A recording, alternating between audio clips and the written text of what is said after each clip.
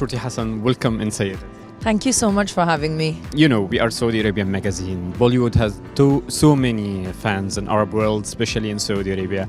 So first of all, I need to know if you know about the huge number of fans for you and for Bollywood in Arab. Yes, definitely. We've always known about it and we've shot a lot of our films there. But I think because of social media, now we get to interact with those fans and we get to see the love like in front of us. So that's beautiful. As a magazine for women, we care about women empowerment, especially in Arab world, or for all women. It's not only for Arab world. So I know you are one of the people who care about this. I know they are making Breaks Through the Lens also project. We need from you to talk about it.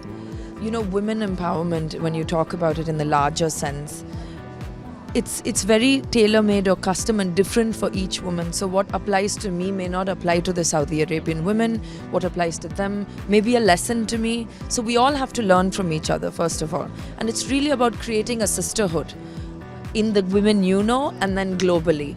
For me, I'm really, really proud and happy that this film that I've done, The Eye, my first English film, is led by a female producer, female writer, and our female director, who's also the founder of Breaking Through the Lens. People with who don't get the opportunity or don't get their voices heard, the opportunity to be in film and to be creative. And these are the kind of initiatives that help other women. So we are only as good as the ones we help. You're also very glamour always. We are here in Cannes, vibes, red carpet. So you can also tell me more about the vibes here being in Cannes. For me, Cannes is...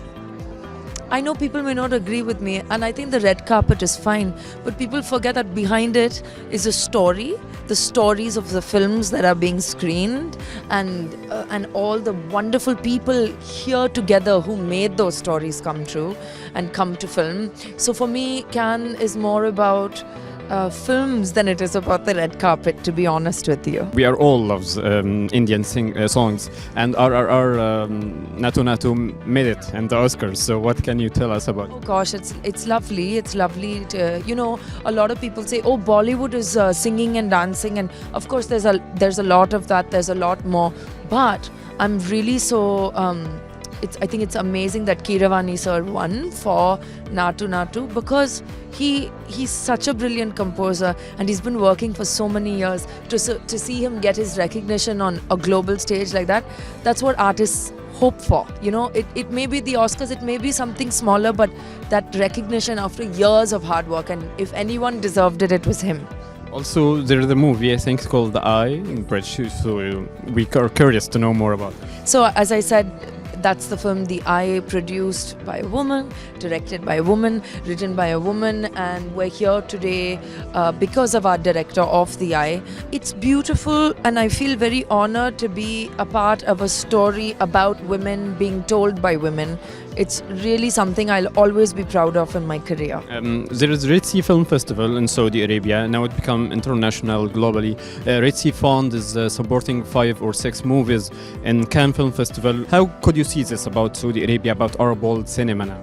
See, I think today world cinema, because of streaming platforms, which we didn't have before. We were lucky to maybe come to a film festival, or maybe somebody tells us and we download. Now we can see films and series and visual content from all over the world. And I think every country has a beautiful, unique story to tell from their perspective. So I'm sure it's the same. I have to watch more.